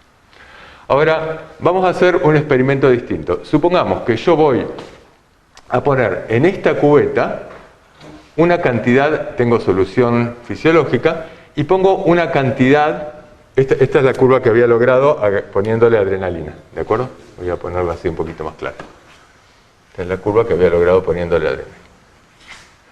Ahora, yo le voy a poner a la cubeta una cantidad fija de atenolol. Le agrego acá 10 miligramos, 10 mililitros, 10 gotitas de atenolol. Y luego empiezo a agregarle cantidades crecientes de adrenalina. Le pongo adrenalina, ahora de nuevo, pero en cantidades crecientes, pero teniendo atenolol ya en la cubeta. Entonces, la adrenalina, antes, a medida que iba aumentando la dosis de adrenalina, aumentaba la frecuencia cardíaca. Pero ahora parte de los receptores están bloqueados por el atenolol. Como están bloqueados por el atenolol, la adrenalina va a tener que pelear con el atenolol por el lugar y va a haber menos cantidad de adrenalina estimulándolo. Entonces, con esta misma dosis de adrenalina, a lo mejor yo no produzco este efecto. Produzco un efecto menor, porque parte de los receptores están ocupados por el atenolol. Con esta dosis, con esta otra dosis de adrenalina, que estoy mirando dosis crecientes de adrenalina, voy a lograr un efecto, pero siempre este efecto va a ser menor que el producido por adrenalina sola. Ahora, a medida que voy aumentando las dosis de adrenalina, la adrenalina va a ir desplazando al atenolol y eventualmente llegará al mismo efecto máximo que tenía antes. Con estas curvas yo puedo mirar algunas cosas. En primer lugar, puedo mirar la eficacia de un fármaco. Por ejemplo, vemos que la adrenalina tiene actividad intrínseca y en consecuencia tiene eficacia. ¿Dónde miro la eficacia? Lo miro acá, en las ordenadas. La eficacia máxima de este fármaco es la máxima frecuencia cardíaca que logra con este fármaco, con adrenalina. En cambio, el atenolol, un bloqueante beta, no tiene eficacia. Y por lo tanto me va a dar una curva que va a estar acá, una recta en realidad, que va a estar acá pegada. Y lo otro que puedo mirar es la potencia. La potencia es un término que se utiliza mucho para vender, es un término de marketing, porque decimos, che, este auto tiene más potencia, esta droga tiene más potencia, este medicamento tiene más potencia y por esto es mejor. Eso es una cosa falaz. La potencia lo que indica es cuánto medicamento necesito, cuánta concentración, cuánta dosis necesito para producir un determinado efecto. En general, la potencia se asimila a la constante de disociación. Cuando nosotros miramos el modelito previo con el radioisótopo, lo que podríamos ver es cuánta droga queda unida acá. Y la mitad de la cantidad, esta es la máxima cantidad, digamos, esta es la máxima cantidad de droga que va a quedar unida, la máxima cantidad de radioisótopos, la mitad, la dosis con la cual logro máxima unión, esto se llama constante de disociación. La constante de disociación es lo mismo que la inversa de la afinidad. Constante de disociación, estamos hablando de afinidad. Lo que nos está diciendo es qué tan afín es el receptor. Si esta curva, en vez de ser así, hubiera sido así, entonces le sacamos, llega al mismo efecto máximo, pero le sacamos el 50%, digamos, no estamos mirando efecto de unión máxima, le miramos el 50% y vemos que va a necesitar más dosis de droga para producir el 50% de unión a receptores. Con lo cual podemos decir, y tiene menos afinidad. Tiene mayor KD. El KD, en vez de ser este, va a ser este. Y por lo tanto, mayor KD, menor afinidad. Cuando hablamos de potencia, la potencia se asimila a la afinidad. Se asimila de alguna manera. Entonces decimos, la potencia se mira en general en el 50%, es la dosis con la cual se logra el 50% del efecto máximo posible. Si esto acá era el efecto máximo posible, que era cerca de 100, esto, pongamos que sea 100, me fijo, digamos, en 50. Bueno, yo estoy haciendo cualquier cosa con los números. Vamos que acá tengo 50, me fijo en 50, y esto, esta dosis con la cual, la dosis con la cual logro el 50% del efecto máximo, eso lo asimilamos a potencia. Entonces decimos, un fármaco es más potente si requiere menos dosis para producir un determinado efecto, que va a ser este. ¿Está bien? Ahora, que un fármaco sea más o menos potente es problema del productor. Lo que nos está diciendo la potencia es simplemente cuánta droga tiene que tener la pastillita para producir un determinado efecto. Bajar la presión, aumentar la frecuencia cardíaca, broncodilatar, qué sé yo. Si tiene que ponerle 1000 microgramos o 10.000, problema de él. No es un problema nuestro. Entonces, la potencia no es un criterio de selección de medicamentos como sí es la eficacia. Cuando estamos mirando eficacia, de paso, acá, la eficacia la estamos mirando, dijimos, acá, en ordenadas. Cuando estamos mirando acá, lo que estamos mirando es eficacia farmacológica. Farmacológica, o sea, qué capacidad tiene este fármaco de producir un efecto dentro de la célula. Por ejemplo, liberar IP3, diacilglicerol calcio dentro de la célula, aumentar la frecuencia cardíaca, digamos, algún efecto que es dentro de la célula o el tejido. Esto es la eficacia farmacológica, que es distinta de la eficacia clínica. La eficacia clínica es la capacidad de una droga, de un medicamento, de lograr el objetivo terapéutico que yo me fijo. Por ejemplo, bajar la presión arterial. Fíjense que, por ejemplo, el atenolol, que no tiene eficacia farmacológica, sí tiene eficacia clínica. Porque el atenolol, como bloquea los receptores beta 1, justamente disminuye la frecuencia cardíaca. Entonces yo podría decir, si disminuye la frecuencia cardíaca, disminuye el consumo de oxígeno, y en las personas con ANGOR es un medicamento muy indicado. Porque disminuye el consumo de oxígeno. Las personas con ANGOR lo que tienen es isquemia, es déficit de oxígeno. ¿Se entiende bien esto? Una cosa es la eficacia farmacológica y otra cosa es la eficacia clínica. Esto es lo que vamos a estar trabajando todo el año. Nosotros vamos a insistir con la eficacia clínica. Y cuando miramos eficacia clínica, lo que miramos son ensayos clínicos. Por eso, a partir de la segunda mitad del año, vamos a estar mirando mucho ensayos clínicos. Ahora, hay una cuestión que marea un poco, y es esta. Nosotros, para hacer esta curva, digamos nosotros no, los investigadores, para hacer esta curva en etapas preclínicas, requieren una cantidad de droga inmensa. Fíjense que le tuvieron que poner primero una gotita, después 10, después 100, después 10.000, después 100.000, después 1.000.000, y los gráficos ahora son más fáciles porque son en la computadora, pero de todas maneras son poco viables. Entonces, una posibilidad es convertir estos números, 0, 1, 10, 100, esto, en logaritmos. ¿Cómo se convierte un número en su logaritmo? Voy a borrar esto un segundo. Se convierte de esta manera. Fíjense, si nosotros lo que miramos, lo que vamos a mirar acá, es logaritmo en base 10 de x igual a y, ¿no? Y lo que me está diciendo esto es ¿a cuánto tengo que elevar 10 para llegar al valor de x?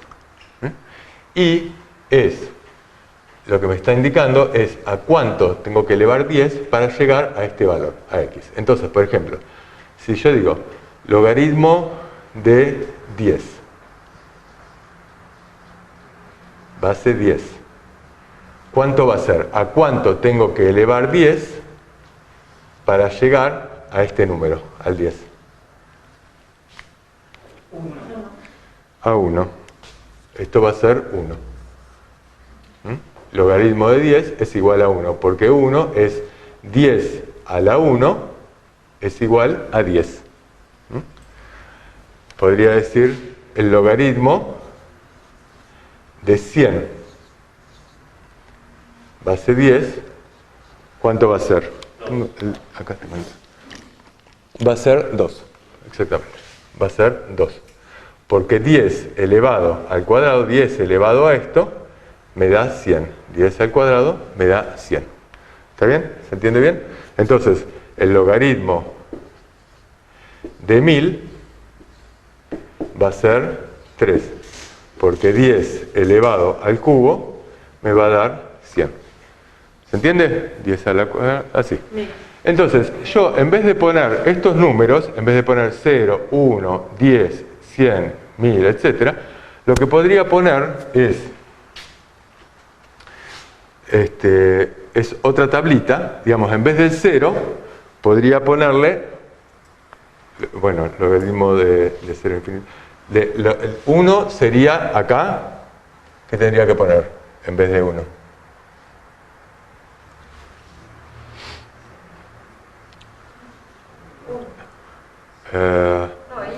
Perdón, acá de la 10, acá pondría un 1. 1 va un 0, en 100 pondría un 2, en 1000 pondría un 3, en 10.000 pondría un 4, en 100.000 pondría un 5. O sea que si esto, voy a volver a hacer la tablita. Logaritmo de 0 es infinito, no se puede poner. Voy a volver a hacer la tablita.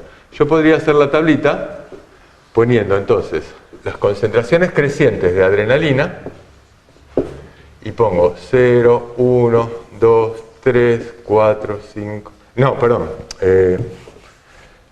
0, 1, 10, 100, 1000, 10.000, esto que pusimos antes. O podría poner acá el logaritmo de la concentración de adrenalina. Y donde dice 1, figurará 0, donde dice 10, figura 1, 2, 3, 4, 5, etc. Acá tengo 100.000. Y acá lo que veo es la respuesta, la frecuencia cardíaca. Acá tenía 40, acá tengo 45, acá tengo 60, acá tengo 90, y luego pasaba a 100, 100, etc. ¿Qué me permite esto? Me permite hacer un sistema de abscisas y ordenadas donde yo en las abscisas ponga logaritmo de. Y acá lo que voy a poner son números que ya, digamos, no tengo que pasar del 0 al 1, del 1 al 10 que está acá y después del 10 al 100 que está allá. Paso del 0 que está acá, al 1 que está acá, al 2 que está acá, el 3 está acá, 4, 5, 6. Y cuando digo logaritmo de, es como si en vez de 1 estuviera poniendo acá 10 gotas de adrenalina. Acá estuviese poniendo 100 gotas. Acá estuviese poniendo 1000. Y acá 10.000. Pero fíjense, entre 0 y 10 hay 10 unidades. Entre 10 y 100 hay 90. Entre 100 y 1000 hay 900. O algo así. Y así, es como si lo que hiciera fuera comprimir la cantidad, digamos, acá voy poniendo cada vez mayor cantidad de dosis, pero no es que pongo una gotita, 2 gotitas, 3 gotitas, 4 gotitas. Acá estoy poniendo 1000 gotitas. Estoy viendo el resultado de 1000 gotitas. Es como si apretase cada vez más los números que van acá, los intervalos que van acá. ¿Se entiende bien esto? Y entonces esto va a ser que con 0 yo tenía 40. Una frecuencia cardíaca teníamos de 40 a 100. Vamos a ponemos acá 40, 50, 60, 70, 80, 90 y 100. Con 0 yo tenía 40. Con 1 tenía 45. Con 1 tenía 45. Con 2 tengo 60. 390. Con 3 tengo 90. 400. Con 4 tengo 100. Con 5 tengo 100. Y con 6 tengo 100. Y entonces cuando uno estos puntitos, ya me da esto.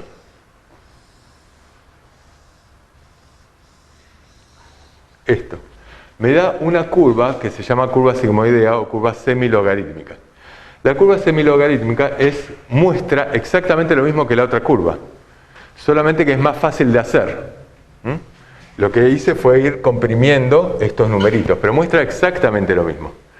Y entonces, por un lado, facilita el hacerlo. Y por otro lado, fíjense que más o menos entre el 20 y el 80% del efecto máximo, entre el 20 y el 80% del efecto máximo, esto se convierte en algo muy parecido a una recta. Y esta recta entonces tiene una determinada pendiente. Y entonces acá voy a poder tener un dato más. Por un lado, tengo el mismo dato que con la curva anterior, o sea, puedo obtener eficacia farmacológica. Che, ¿esta droga tiene eficacia? Sí, tiene esta determinada eficacia. O no tiene eficacia, qué sé yo. Le puse un antagonista puro, no tenía nada de eficacia. Puedo obtener la potencia. Me fijo el 50%, la mitad de 100. ¿Dónde está? Bueno, el 50% de esto, ¿no? El 50% de acá. ¿Cuál es la dosis? Va a caer acá. Y con esto definiré la potencia.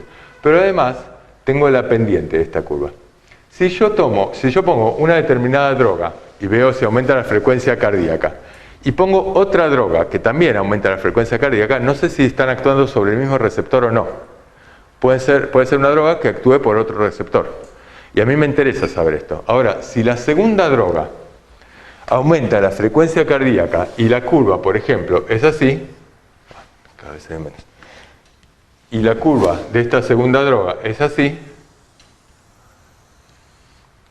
pero la pendiente es paralela a la anterior, estas dos pendientes son paralelas, posiblemente estén usando el mismo receptor. Y si yo, esto podría haber sido una droga A, adrenalina, y esta podría haber sido una droga B, isoproterenol, pongamos. Son dos drogas distintas, pero que actúan sobre el mismo receptor. Ahora, yo podría obtener una curva muy parecida a esta usando un antagonista. Dijimos en el experimento, pongo una dosis fija de un antagonista y pongo cantidades crecientes de adrenalina, y eso lo que me hacía era desplazar la curva de adrenalina hacia la derecha. Y a lo mejor me da una curva que es igual a esta. O sea que esta podría ser una droga distinta, yo lo tengo que aclarar, esta droga es otra, o podría ser la droga A más una droga C. Y la droga C, en este caso, el dato que me está dando es que es un antagonista. ¿Y cómo sé que es un antagonista? Porque ese antagonista modificó la curva, pero la pendiente sigue siendo paralela a la primera. Con lo cual yo sé que C es un antagonista de A que me lo desplazó. ¿Se entiende? Entonces acá yo puedo tener, esto podría ser un agonista, si esta fuese la máxima capacidad del fármaco, esto sería un agonista completo. Existen lo que se llama agonistas parciales, ustedes lo van a ver en el libro. Los agonistas parciales lo que van a hacer es, a medida que aumenta la concentración del fármaco, va a aumentar la concentración del fármaco, pero el efecto máximo nunca va a ser el primero. Eso es un agonista parcial. Existe el antagonista, que es el que vimos antes, el que directamente no produce ninguna respuesta. Y hay algunos fármacos, pero el antagonista sí tiene esta capacidad de desplazar la curva hacia la derecha. Y hay algunos fármacos que se llaman agonistas inversos. Los agonistas inversos, si yo lo pongo en este ejemplo que pusimos recién del corazón y agrego un agonista inverso, lo que va a dar es una curva exactamente igual a la del antagonista, es indiferenciable. Hasta ahora nosotros no sabíamos que existían los agonistas inversos. Se descubrió que existían los agonistas inversos cuando se encontraron que existían fármacos, que existían órganos que tienen, ¿cómo se llama?, actividad constitutiva. que existen receptores que tienen actividad constitutiva. Estos receptores lo que significa es, vamos a ponerlo así, si yo lo que estoy midiendo es esto, es frecuencia cardíaca, y yo lo que hago es, este es el punto, esta es frecuencia cardíaca 80, y yo lo que hago es agregar adrenalina, lo que voy a lograr es esto. Si lo que agrego es atenolol, lo que voy a lograr es esto. Supongamos que sea frecuencia cardíaca, supongamos que fueran niveles de AMP cíclico dentro de la célula. Voy a lograr esto. Ahora, si agrego una tercera droga y lo que hace es disminuir los niveles de AMP cíclico, estoy haciendo otra cosa. Una sola droga, digamos, en ausencia de otra. No estoy disminuyendo la actividad de la adrenalina. Estoy tirando esa tercera droga dentro de la cubeta y esa droga lo que hace es disminuir los niveles de AMP cíclico dentro de la célula cardíaca. Quiere decir que este receptor, en ausencia de esa sustancia, era capaz de producir AMP cíclico. Tiene actividad constitutiva. Esto lo tienen, por ejemplo, algunos receptores beta. Los receptores beta, no, digamos, en ciertas condiciones, tienen actividad constitutiva. O los receptores de histamina también tienen actividad constitutiva. Entonces, los agonistas inversos son agonistas que lo que tienen es eficacia negativa. De la misma manera que un agonista tiene eficacia positiva, digamos, tiene actividad intrínseca, por eso tiene eficacia farmacológica, el agonista inverso tiene eficacia negativa. El último punto que vamos a definir es el antagonista. Cuando hablamos de antagonistas estamos hablando de, nosotros dijimos, esto era, acá en este ejemplo, esto es un agonista, esto es un agonista, por ejemplo. Esto podría ser un antagonista al cual le voy agregando cantidades crecientes del agonista. ¿Está bien? Pero en la cubeta estaba el antagonista, pero ese antagonista, a medida que aumento la cantidad del agonista, se va desplazando. Por lo tanto, es un agonista competitivo, es un antagonista competitivo. Y es un antagonista competitivo reversible. Ahora, si se une y se une de manera irreversible, por más que aumento la cantidad del agonista, ese antagonista no va a llegar hasta acá. Va a llegar hasta un techo. Y va a dar una curva que es muy parecida a esta. Digamos, si acá lo que estoy dando es una droga sola, esto es obviamente un agonista parcial. Pero si lo que estoy dando es un agonista en cantidades crecientes en presencia de otra droga, esa otra droga va a ser un antagonista. Y va a ser un antagonista irreversible, porque por más que aumente las cantidades de agonista, no lo voy a desplazar. También podría ser un agonista parcial, porque el agonista parcial, digamos, el agonista parcial se puede comportar como un antagonista, porque en algún momento limita la cantidad del agonista. Lo que pasa es que si actúa solo, vamos a ver que tiene una curva como esta. ¿Se entiende? El antagonista también puede ser un antagonista competitivo, reversible o no reversible, pero también puede ser un antagonista no competitivo. El antagonista no competitivo es el antagonista que se une al receptor, pero en un sitio distinto al cual se une el agonista. Y por lo tanto va a impedir la acción del agonista. Y va a impedir y va a producir, le va a llevar a un techo, va a bajar la acción máxima. Por lo cual, la curva de un antagonista no competitivo es muy parecida, digamos, se desplaza a la derecha y también baja el techo, es muy parecida a la de un antagonista competitivo reversible, no reversible, irreversible. ¿Se entiende? No me acuerdo si... estamos hablando cuando una última cuestión que es que lo pusimos en el práctico, que es agonismo alostérico y antagonismo alostérico. Cuando hablamos de agonistas alostéricos son ligandos que se unen al receptor, pero no se unen al receptor en el mismo lugar en el cual se une el ligando natural. Por ejemplo, el receptor GABA, digamos, cuando se une la sustancia GABA, que es un neurotransmisor, pero que es un neurotransmisor que al unirse al receptor lo que hace es aumentar el pasaje de cloro en el receptor. Aumenta el pasaje de cloro al interior de la célula y entonces, como decía Ale antes, la hiperpolariza. Y la célula, entonces, digamos, por ejemplo, las benzodiazepinas estimulan la entrada de cloro, pero no lo estimulan uniéndose exactamente al mismo lugar al cual se une el GABA, se unen a otro lugar del receptor. Y lo que hacen es potenciar la acción del GABA. Digamos, en presencia de las benzodiazepinas, el GABA tiene más acción, aumenta la frecuencia de apertura de este receptor, de este polo. Pero, si no hubiese GABA, la benzodiazepina no funciona. La benzodiazepina necesita GABA, con lo cual se convierten en drogas que tienen un montón de efectos adversos, pero son drogas bastante seguras en términos de suicidio. Por ejemplo, la gente que se quiere suicidar con benzodiazepinas no puede. ¿Por qué? Porque toma cantidades crecientes de benzodiazepinas. Las benzodiazepinas tienden a hacerlo dormir porque hace que aumente la cantidad el efecto del GABA sobre sus receptores, pero en un momento el GABA se acaba, el GABA se agota. Y si no existe GABA, las benzodiazepinas no van a producir un aumento de la depresión y por lo tanto no lo van a matar. En cambio, los barbitúricos, que actúan de un modo similar, uniéndose a estos receptores, per se aumentan la entrada de cloro y sí podrían llegar a matar a una persona porque pueden actuar en ausencia de GABA. Las benzodiazepinas son ejemplos de fármacos de ligandos alostéricos. Se unen al receptor, pero no exactamente en el mismo lugar que el ligando natural. Y el antagonista alostérico es lo mismo, se une a otro lugar del receptor. El antagonista alostérico, obviamente, entonces va a ser un antagonista no competitivo, porque no está compitiendo. Bueno, yo creo que con esto cerramos para no abrumar. Muchísimas gracias por la paciencia a los compañeros y a las compañeras. Y bueno, ojalá nos veamos pronto con los chicos. Chao, hasta luego.